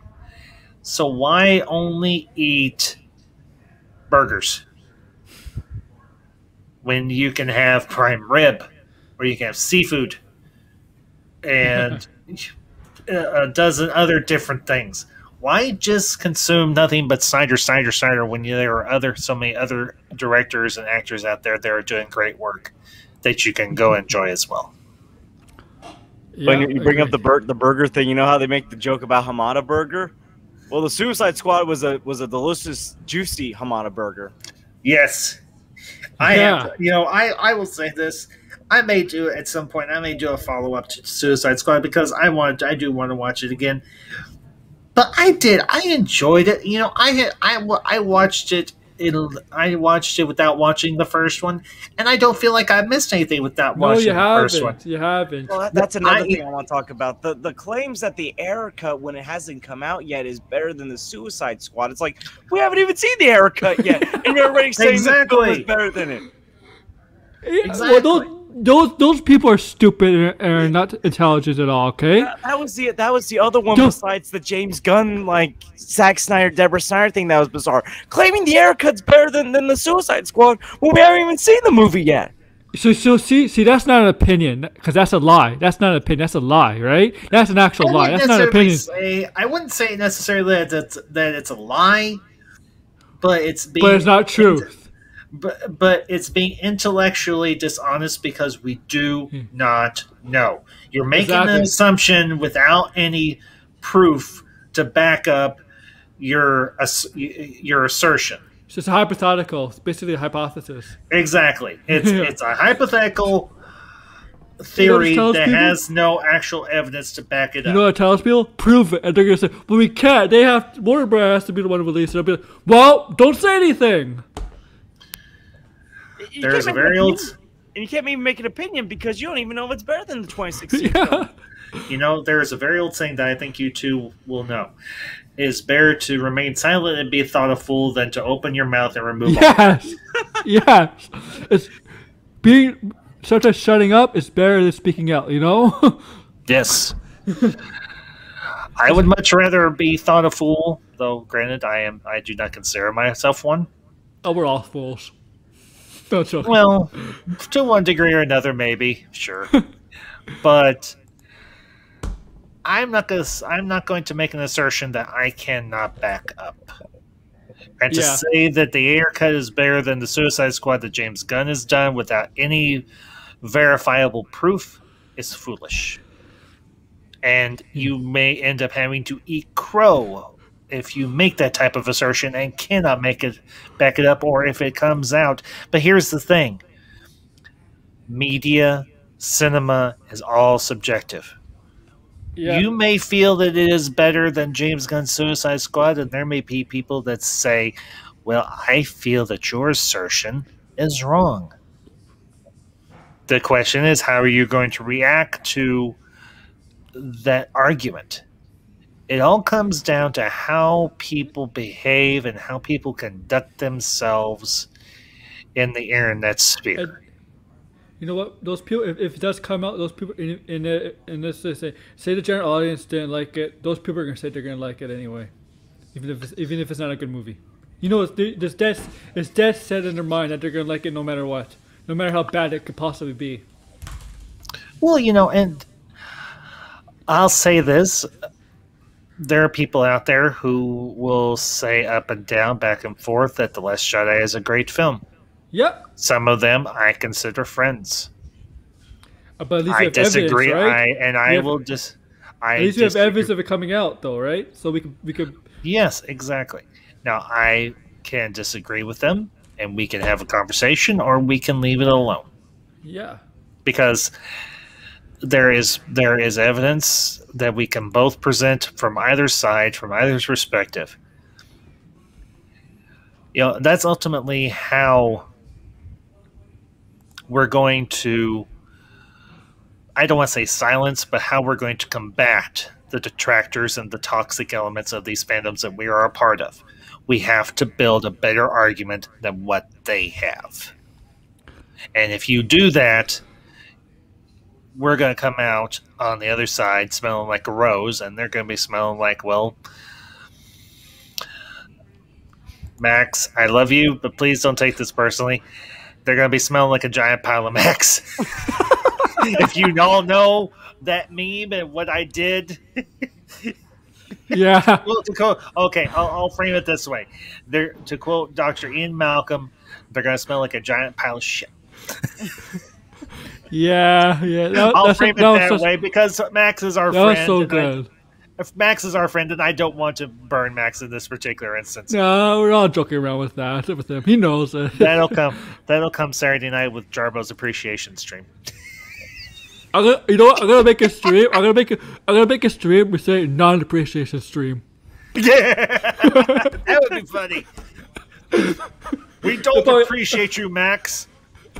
You and your smelly hoodie that probably hasn't been washed since you were in high school. Oh gosh. And I swear he wears a. You know what? I know he's trying to look like Dr. Doom, but at least get like a bright green hoodie or something to go with that that mask. He looks like he's dressed up as a better Dr. Doom from the 2015 Dr. Doom. Yeah, maybe. Maybe. Are you talking about Fan Force Stick?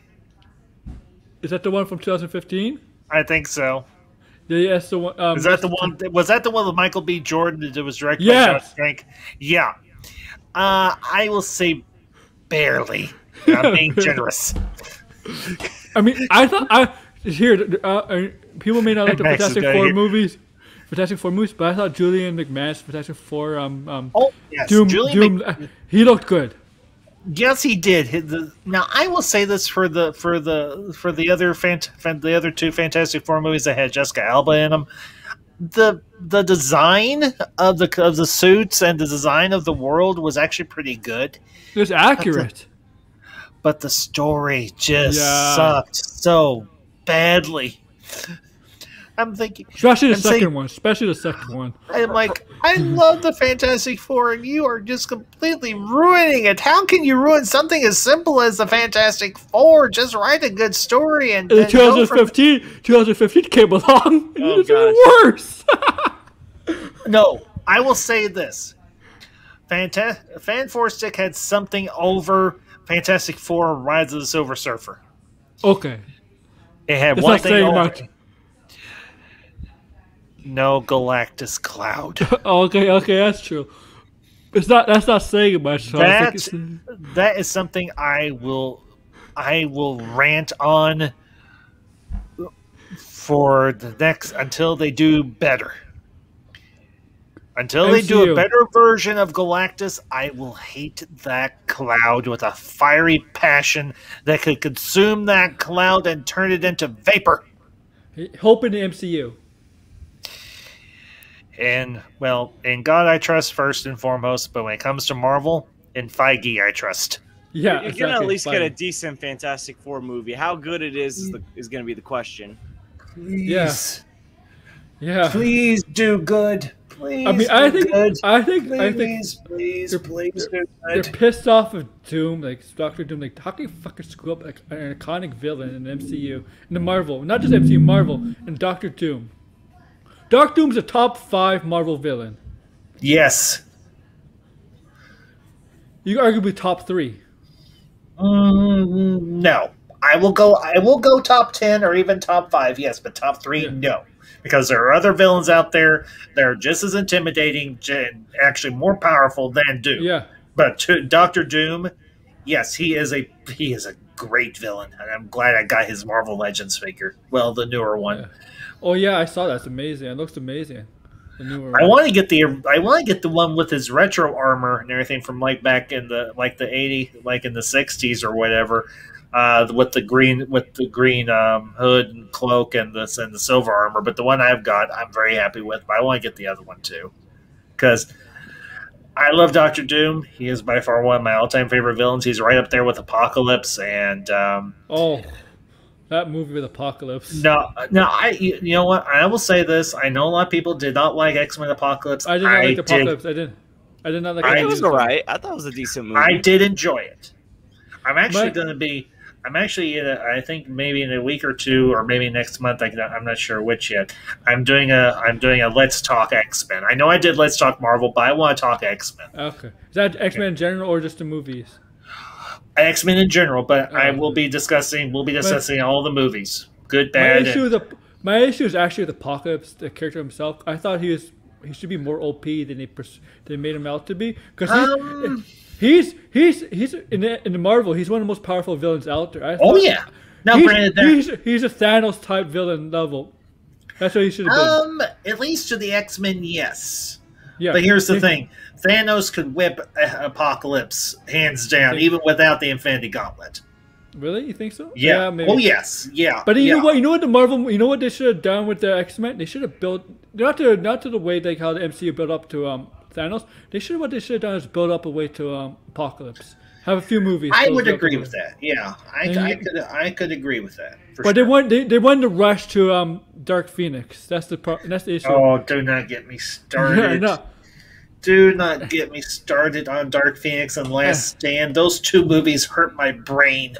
And I agree with you, Ambassador, on your stream a couple days when we compare Thanos to Darkseid. I do think Darkseid is more powerful than Thanos, but with the Gauntlet, Thanos is more powerful than Darkseid, because the Gauntlet is basically godlike power. Godlike, you can do anything. You can make Darkseid disappear by just snapping his finger and thinking about it. Well, I don't know if you know this, Aaron, but I think it was back last year or so. Rooster Teeth Death Battle. They actually did a video pitting Thanos versus Darkseid. It was actually really good, and the Darkseid actually ended up winning. And I was okay with that fact because I could see their rationale for why he won. But the problem is these two characters exist in their own universes, and they have those universes have their own rules by which these characters operate. You can't really bring Marvel into DC any more than you can do it the other way. Exactly. Because these characters function to different principles and in different ways.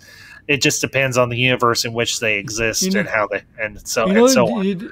But it was still entertaining. It was still a fun video. You know the difference between Marvel and DC characters? DC characters are perceived as gods. They want to relate to humans, but you know what? We humans cannot relate to them. We cannot relate to the Justice League, but we can relate to the Avengers. I would agree with that. Now, I will say that there is one or two characters within the Justice League that we can relate to. We cannot I would say definitely Cyborg and definitely Batman. I would say even to a certain degree the Flash. Yeah, we cannot relate to Superman and Wonder Woman. I know they're outsiders in terms of like they're immigrants or whatever from a different island, from a different planet. But look, they're godlike. They're godlike. I know Thor's godlike, but we can actually relate to Thor because they treat him as a human in his movies. Yes, I mean even though he's technically an alien, he's an Asgardian. Yeah. But yeah, I do get what you're saying. That's what they do. This Avengers, they just relate to us better than see. That's the exact opposite. The Justice League, Batman, could relate to us. But Superman and Wonder Woman doesn't relate to us. Well, here's the big thing. In terms of what is attainable in real life, somebody could potentially build themselves up to the physical and mental acumen of Bruce Wayne / AKA Batman. Iron Man. But you can never attain the level of power and ability of Superman or even Wonder Woman, because they are, in a sense, if you want to look at it from a mythological perspective, they are demigods. If you understand what a demigod is in terms of Thor might be the closest. And maybe Captain Marvel. And Captain Marvel is human, too. Captain Marvel's OP. OP. I wouldn't necessarily... I would say to certain degrees, yes, Captain Marvel is OP. But I will say this. I did find her very relatable in her solo movie. I did like I think people may have been overly critical, and that's their prerogative to do so. But when me and the missus walked out of Captain Marvel... I was like, hey, did you? I was like, hey, did you enjoy that? She's like, yeah, I did. I was like, did you think any of that was even remotely woke? She's like, no. And she's like, I've heard you talking about it online and everything, and offering counter arguments to why it probably wouldn't be this way. But she's like, you know what? She's like, there's a point that you made that I agree with. She's like, I was like, what's that? She's like, to a certain degree, Captain Marvel and Captain America share the same struggle. Nobody ever believed that they could do what they said that they could do, but they just needed the right opportunity to do it. With Steve Rogers, it was getting that super soldier serum. With, how many women are in the Air Force? Actually fly planes. You see all these movies with women in the military, with whatever part of the military, in the Air Force. You never see a woman actually flying a helicopter in a movie with a Air Force helicopter. It's usually a man. She's right, or a plane. It's usually a man. She's really one of the few. Yeah, you see in the movie. You see her in the cockpit of a Air Force jet or whatever. She's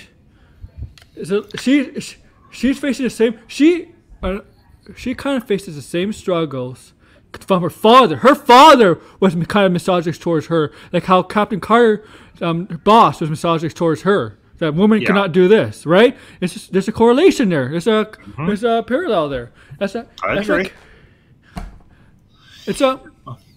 Well, you know, I'm probably gonna bounce here in a minute, but I do want to. Yeah, we're gonna end it. We're gonna end it in the. Okay. I want to make this one point. Captain America and Captain Marvel, they share, like I said, they share a very similar struggle. They wanted to do more than what society would allow them, or what other people potentially felt that they could do. But all they needed was one other person to believe in them, or they just needed the right break. And I see the parallels between Captain Marvel and Captain America in that. For Steve Rogers, it was Dr. Erskine and the Super Soldier Serum. Yeah. For Carol Danvers, it was her getting taken into space. It was her getting exposed to the Tesseract that gave her her powers and abilities. And it was her finally breaking free of control of the Kree and kicking some serious mother freaking ass. You know what? I love what she did to Jude Law, the Marvel. Oh, yeah. You want to fight? You want to fight? And she just knocked his ass out. And I was like... Yeah, she's just she's like, I don't need to prove anything to you. And you know what? She was right. And no, I did not consider that scene or that line woke. It's smart. She didn't need to prove anything to him. It's smart on her. It's smart on her. Because she knew her potential, she knew her power, and she knew exactly what she was capable of. Yeah. And the fact was, she was being held back by that damn chip that was behind her ear that the Kree had implanted on her, or in her. And once she broke it, her powers were completely unlocked. And that's what they were afraid of, that she would get her powers unlocked and she would realize she didn't need them, and they were essentially controlling her and hamstringing her and holding her back. The same thing was essentially true of Steve Rogers. He tried to go through the draft, and he kept getting rejected because he was too small. He had too many things wrong with him. But one guy, Dr. Erskine, saw the potential in him and gave him an opportunity to achieve his goal, achieve his dream, and serve his country. And I think both stories have their merits. Will I say that Captain Marvel is a bit slow at times? Yes, I will agree with that. I will agree with that assertion. But by and large, the movie itself was good. I think it had a good message that resonated both with men and women alike. And I think it was good. You don't agree with me? Okay, fine. You don't agree with me. No, it's not going to hurt my feelings. So. And again, even though I see it as one of the weaker MCU movies, for that standard, that still makes it a decent movie. Yeah. So we're gonna end it here. So we're gonna plug. So George, we'll go from starting with you. We'll go from George. Go ahead. Oh wait, so what are we doing again? Sorry, I couldn't hear. Plug. You're gonna plug your channel. Oh, so I decided to call myself Just George for now. Yeah. So just find me at Just George. I'm also George on Twitter, and I'm also referred to it as at George21Buckets on Twitter. And I also have a review for the Suicide Squad. I don't know what my next video is gonna be, so I can't give an update there. But yeah, you can just find me at Just George. All right, Ambassador.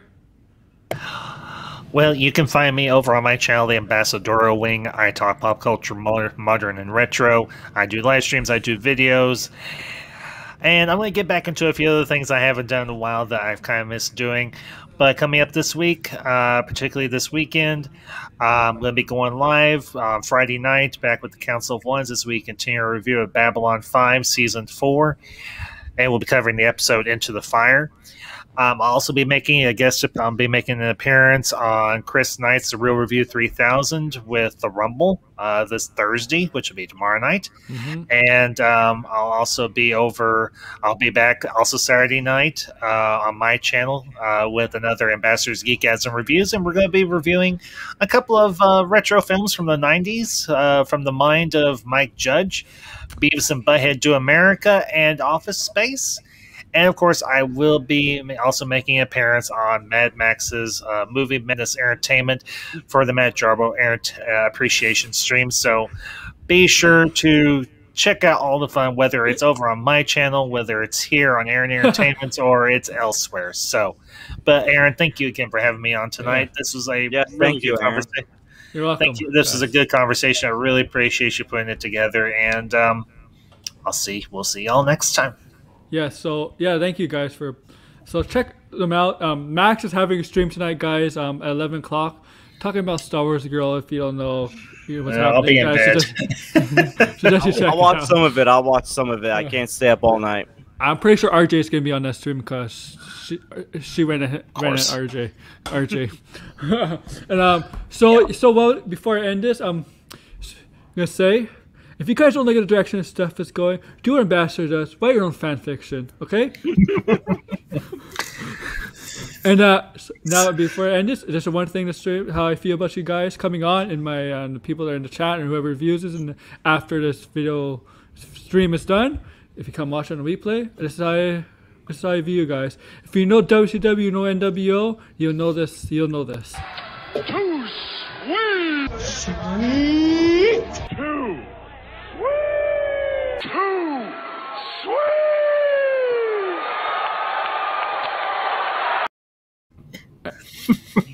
And forget about the beer being thrown there. That happened back in those days. Definitely in WCW and NWO, there was a lot of garbage being thrown.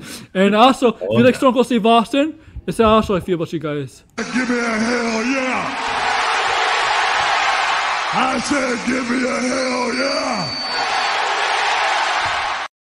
So yeah, and I might be, and tomorrow I'm planning to review Suicide Squad and What If, but I kind of talked about it already, but I'm going to try to do it, I'm going to try to do it if I feel like it. So yeah, thank you for joining me. Oh yeah, right. Oh yeah, Stone Cold Steve Austin chat, right, I remember that. So thank you for joining me, guys. Take care, and have a good night later. What? And don't be misery.